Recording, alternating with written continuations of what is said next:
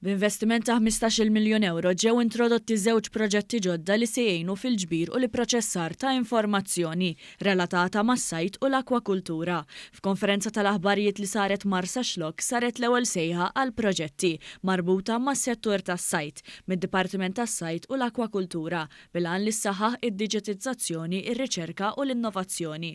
Permezz ta' dawn il-fondi Ewropej mill-Fond Ewropew Marittimu għas-Sajt u l-Akwakultura issa se jkun hemm lok għal diversi proġetti fosthom kampanji pubbliċi, riċerka u innovazzjoni, xiri ta' apparat kif ukoll servizzi u taħriġ.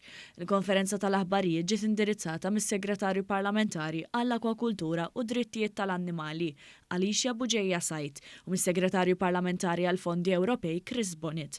Huma qalu li l-ewwel priorità se tkun li tissalvagwardja s-sajt u l-ispeċi marittimi permezz ta' prattiki aktar sostenibbli.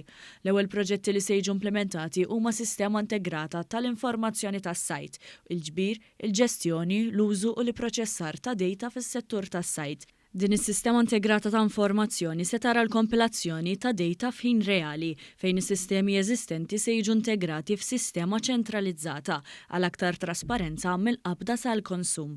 It-tieni proġett bl-isem ta' DCMAP uffokat fuq trawim tas-sajt bil-għan li jikkonserva riżorsi akwatiċi permezz ta' dejta affidabbli.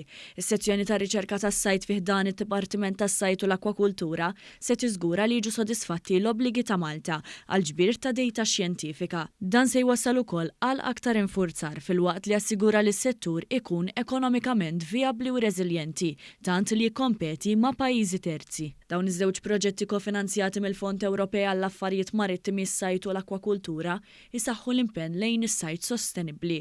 Segretarju Parlamentari Alicia Buġejja Sajt tkellmet dwar kif permezz ta' skemi ta' din ix-xorta pajjiżna se jkun qed jibbenefika. Din inħarsu lejn pjattaforma digitali sabiex iva innaqsu id-dewmien meta sajjiet japplika biex jagħmel xi transfer ta' dajsa u minnaħa l-oħra qegħdin inħarsu lejn ir-riċerka bħala il-fulcrum ta' kollox.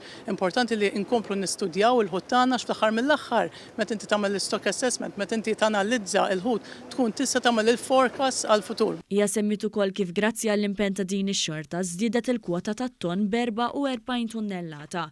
Min-naħa tiegħu is-Segretarju Parlamentari għall-Fondi Ewropej Chris Bonnet elenka din lotja mal-pakkett ta' fondi Ewropej li ġie negozjat mill-Prim Ministru Robert Abela f'Jannar li għadda li ammonta għal 2.2 biljun euro. Ma stennejn issa l-aħħar tas-sena kif wedna f'Jannar tlaqna mill-ewwel niġru bil-pakkett tal-Fondi Ewropej il-ġodda li kien innegozja il-Prim Ministru llum qegħdin hawnhekk propju biex inħabbru dan il-fond importanti, il-Fond tas-Sajt u l-Akwakultura li bi 33 miljun se jkunu qegħdin naraw kif ħankomplu nkabbru is-sostenibilità tas-sajt tagħna, il-protezzjoni tal-ħut tagħna fl-Pratano kif ħankomplu dan il-mutur daqshekk importanti jkompli jżid mal-ekonomija li diġà sejra tajjeb ħafna ġewwa pajjiżna. Dawn il-proġetti jridu jiġu implementati sa mhux aktar tard mill-2030.